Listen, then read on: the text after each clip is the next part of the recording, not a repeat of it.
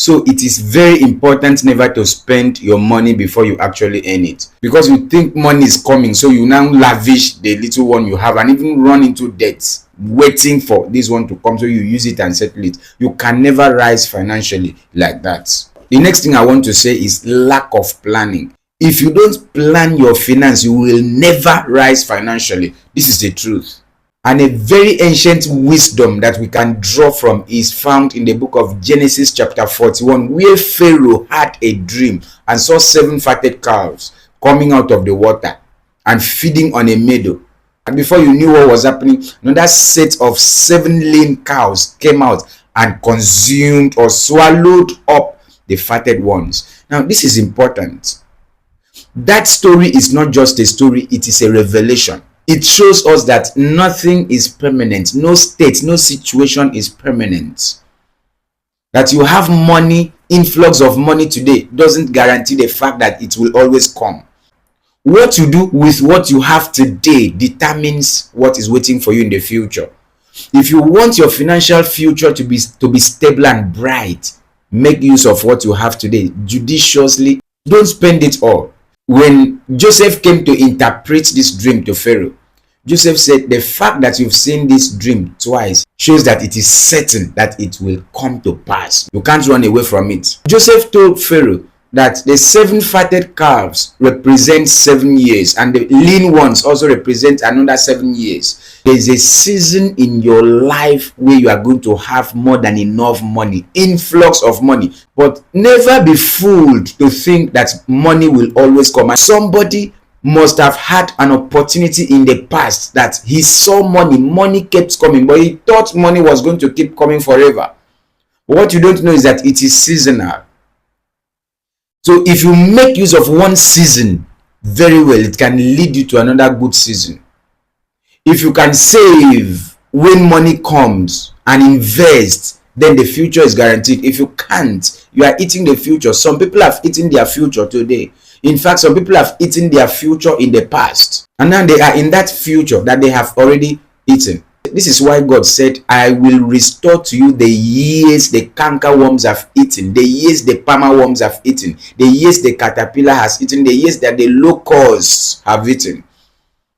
What did they eat? Years. And God is saying, I'm restoring the years. How did they eat these years? By what you ate in the past. Overspending.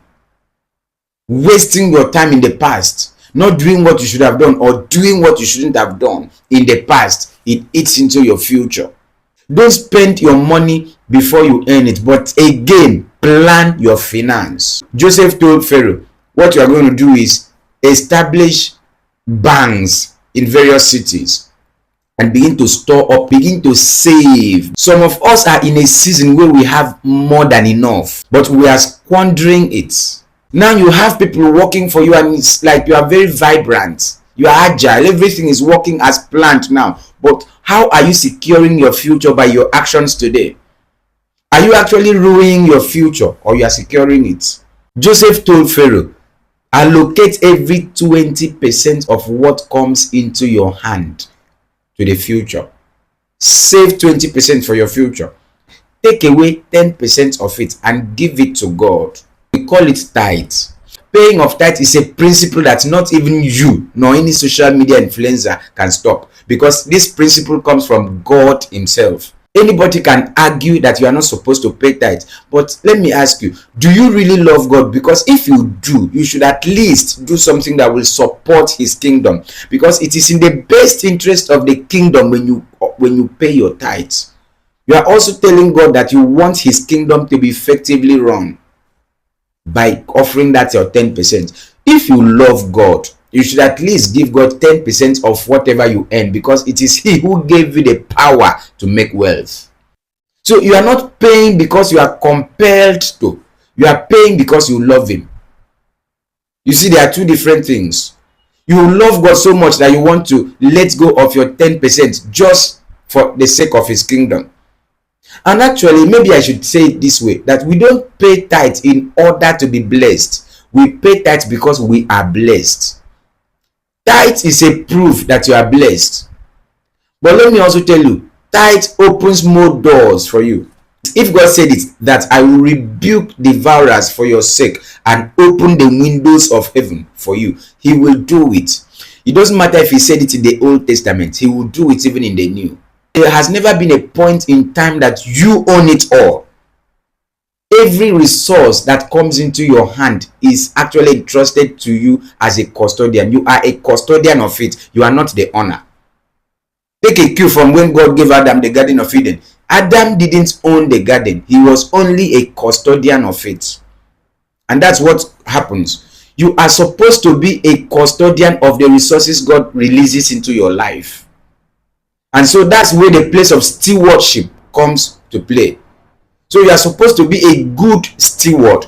Allocate 10% and give to God.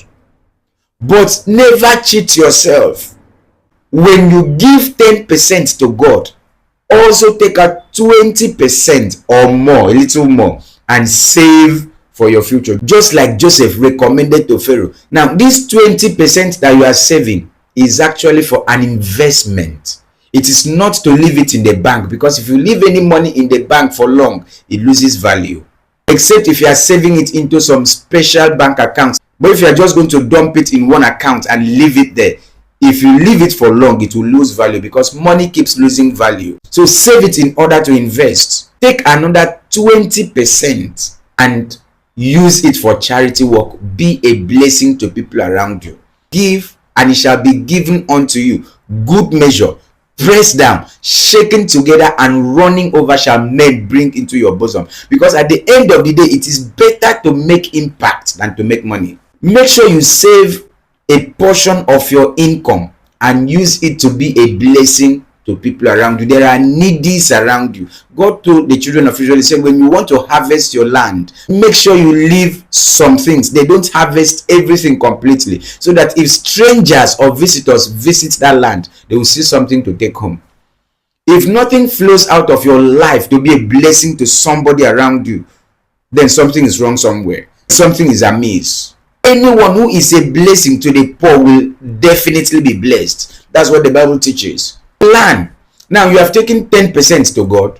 You have saved 20% for your future. You have allocated 20% for charity work. What you now have left is 50%. From that 50%, manage it to make sure it carries you till the next money comes. So when you see anyone who spends anything outside 50% of his earning, of his income, that person may never rise financially. If you are living in a city, in a rented apartment, where what you have in this 50% that is left cannot pay the house rent, then you are already living above your means. Leave that place. Go and find a smaller apartment and live. Plan your finance. If you spend haphazardly, you will end up badly.